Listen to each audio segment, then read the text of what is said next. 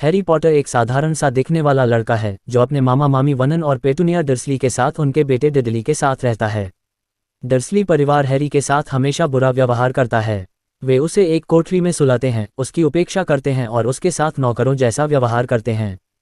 Harry को हमेशा यही लगता है कि वह इस परिवार में नहीं आता, उसकी जिंदगी कुछ अजीब सी है। उसके जीवन में कुछ ऐसी घटनाएं होती हैं जो उसे दूसरों से अलग बनाती हैं, जैसे बिना किसी प्रयास के उसका बाल झड़ने से बचना या अचानक किसी से बचने के लिए कांच का अदृश्य हो जाना।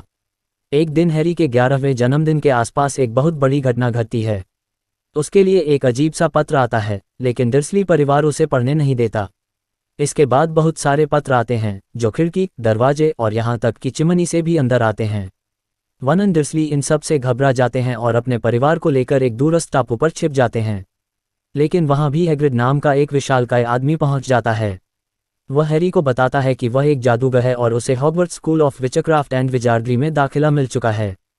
हैरी को ये सुनकर पहले तो विश्वास नहीं होता, लेकिन जब हैग्रिड उसे उसके माता पिता के बारे में बताता है कि वे भी जादूगर थे और लॉर्ड वोल्डेमॉर्ट नामक एक बुरी शक्ति ने उन्हें मार दिया, तब वह ये बात स्वीकार करता है। हैग्रिड बताता है कि वोल्डेमॉर्ट ने जब हैरी को मारने की कोशिश की तब उसका जादू उल्टा पड़ गया और वह खुद नष्ट हो गया, जबकि हैरी बच गया। इसी कारण हैरी के माथे पर एक बिजली के निशान जैसी आकृति है और जादूगरों की दुनिया में वह पहले से ही मशहूर है।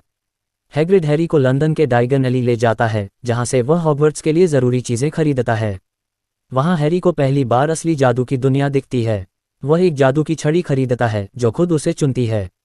इसके अलावा वह एक सफ़ेद उल्लू भी खरीदता है जिसका नाम वह हेडविग रखता है।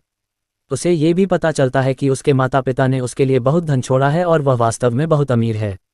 फिर हैरी किंग्स क्रॉस स्टेशन के प्लेटफॉर्म 9-3/4 से हॉगवर्ट्स एक्सप्रेस ट्रेन से स्कूल के लिए निकलता है। ट्रेन में उसकी मुलाकात रॉन वीसली और हरमाइनी ग्रेंजर से होती है। रॉन एक साधारण जादूगर परिवार से है, जबकि हरमाइनी एक मगर गैर जादूगर परिवार से होने के बावजूद बहुत ही प्रतिभाशाली और पढ़ाकू लड़की है। ट्रेन में उन्हें ड्रेको माल्फॉय नाम का एक अहंकारी लड़का भी मिलता है जो खुद को श्रेष्ठ समझता है और हैरी को नीचा दिखाने की कोशिश करता है।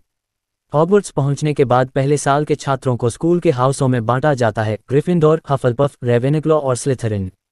हैरी चाहता है कि वह स्लिथरिन में न जाए क्योंकि माल्फॉय वहां जाता है। सौभाग्य से हैड उसे ग्रिफिंडोर में भेजता है जहां रॉन और हरमाइनी भी होते हैं। धीरे धीरे हैरी हॉगवर्ट्स के जीवन में रमने लगता है। वह जादू की कक्षाओं में भाग लेता है, उड़ने की कला सीखता है और अपने नए दोस्तों के साथ मजेदार और रहस्यमय घटनाओं में शामिल होता है। एक दिन उड़ने की कक्षा में हैरी ये दिखाता है कि वह झाड़ू उड़ाने में बेहद माहिर है।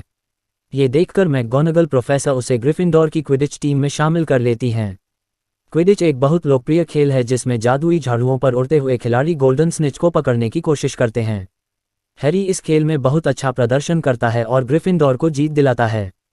हैरी और उसके दोस्त हॉगवर्ट्स के रहस्यों को जानने लगते हैं। उन्हें ये पता चलता है कि स्कूल के एक भाग में एक विशाल 3 सिरों वाला कुत्ता है जिसका नाम फ्लफी है और वह किसी रहस्यमयी चीज़ की रक्षा कर रहा है। वे ये भी जान जाते हैं कि स्कूल में कुछ तो छिपाया जा रहा है और प्रोफेसर स्नैप, जो हैरी को पसंद नहीं करते, शायद कुछ गड़बड़ कर रहे हैं। वे धीरे धीरे ये जान जाते हैं कि फ्लफी वास्तव में फिलोसोफर्स स्टोन की रक्षा कर रहा है। ये पत्थर निकोलस फ्लैमल नामक एक पुराने जादूगर से जुड़ा है और यह अमरता प्रदान कर सकता है। वोल्डेमॉर्ट, जो पूरी तरह नष्ट नहीं हुआ है, उसी पत्थर को पाने की कोशिश कर रहा है ताकि वह दोबारा जीवित हो सके। हैरी, रॉन और हरमाइनी यह निश्चय करते हैं कि वे इस रहस्य को सुलझाकर वोल्डेमॉर्ट को रोकेंगे। तीनों दोस्त एक रात चुपके से फ्लफी वाले दरवाजे से अंदर जाते हैं। उन्हें कई परीक्षाओं और बाधाओं से गुजरना होता है, जैसे शैतानी बेलों का जाल, उड़ते हुए चाबियों को पकड़ना और एक जादुई शतरंज का खेल जिसमें रॉन खुद को बलिदान करता है ताकि हैरी और हरमाइनी आगे बढ़ सकें। जब अंत में वे गंतव्य तक पहुंचते हैं तो हैरी को पता चलता है कि वहां प्रोफेसर क्विरेल है, न कि स्नैप, और वही वोल्डेमॉर्ट की मदद कर रहा है। क्विरेल के सिर के पीछे वोल्डेमॉर्ट का चेहरा होता है। वह हैरी से पत्थर चाहता है लेकिन हैरी उसे देने से मना करता है। डंबलडोर द्वारा लगाई गई एक जादुई सुरक्षा के कारण वोल्डेमॉर्ट हैरी को छू नहीं पाता क्योंकि उसकी मां ने हैरी के लिए बलिदान देकर प्रेम का ऐसा सुरक्षा कवच प्रदान किया है जिसे कोई अंधकार भेद नहीं सकता। जब हैरी क्विरेल को छूता है तो उसकी त्वचा जलने लगती है और अंततः वोल्डेमॉर्ट फिर से भाग जाता है। हैरी बेहोश हो जाता है और जब उसे होश आता है तो वह स्कूल के अस्पताल में होता है। डंबलडोर उसे बताता है कि वह बहादुरी से लड़ा और वोल्डेमॉर्ट एक बार फिर हार गया। डंबलडोर यह भी समझाता है कि फिलोसोफर्स स्टोन को नष्ट कर दिया गया है ताकि वह किसी गलत हाथों में न जा सके। सेशन के अंत में हाउस कप की घोषणा होती है और ग्रिफिंडोर को विजेता घोषित किया जाता है क्योंकि हैरी, रॉन, हरमाइनी और नेविल ने साहस और बुद्धिमानी दिखाए। अंततः हैरी के लिए यह वर्ष अविस्मरणीय बन जाता है। उसे यह एहसास होता है कि वह अकेला नहीं है, उसके दोस्त हैं और अब उसके पास एक ऐसा घर है जिसे वह अपना कह सकता है, हॉगवर्ट्स। गर्मी की छुट्टियों में लौटते समय हैरी पहले से कहीं ज़्यादा आत्मविश्वास से भर जाता है क्योंकि अब उसे पता है कि वह कौन है और उसका उद्देश्य क्या है।